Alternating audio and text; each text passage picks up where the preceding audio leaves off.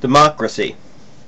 Alright, I'm going to have a little say about the nature of the atmosphere of a democracy, a healthy democracy.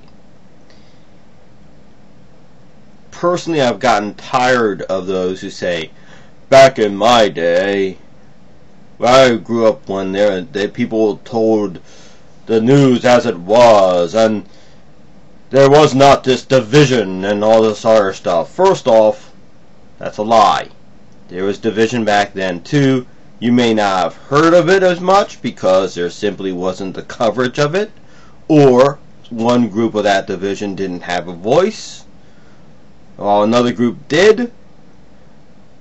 But because of media access and etc., in this day of age of enhanced media aspects, the mere fact that you're even listening to this means that you are hearing a different perspective.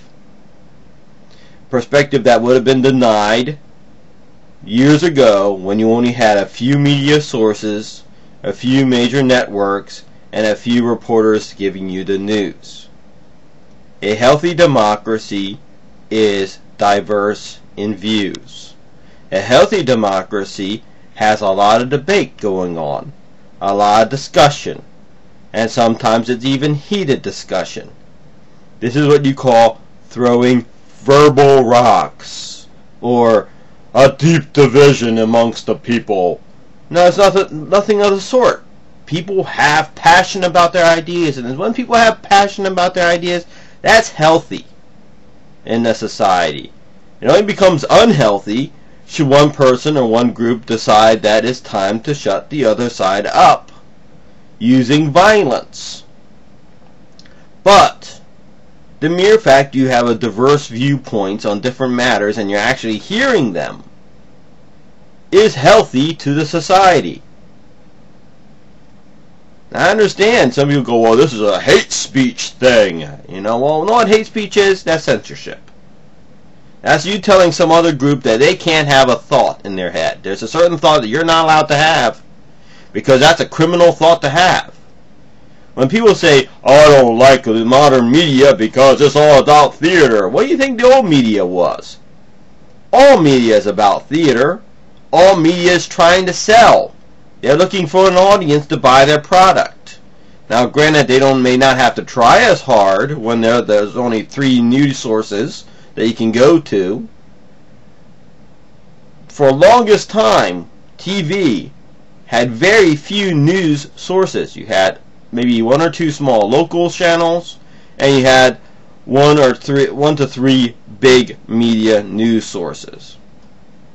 And back in those times, yeah, it seemed like everyone got along. Why? Because you only heard really one point of view, specifically from 1 or 2 or 3 of the major news sources.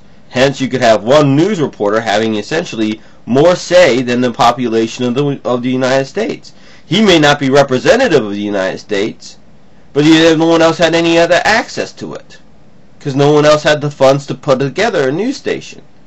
What pisses off a lot of people in the liberal or, quote, moderate or reasonable part of society, or whatever you want to call themselves, is that certain groups who did not have a voice before now do. And that angers them to no end, because back in the day it was only them being heard, and when it was only them being heard, well, we are truly a good, healthy democracy because only our voice is coming out and we're the norm, right? No, you're not the norm. That's a self-proclaimed position. It is not a position supported by your mere fact that you're the only one being heard. That's a bias of your access to information. And get over it. It's not going to get any better as media sources become more diverse and the ability to express ideas openly becomes more accessible to the average person, down to the mere fact that you're actually listening to some Joe Schmo, namely myself, out in the middle of nowhere, expressing a viewpoint to you.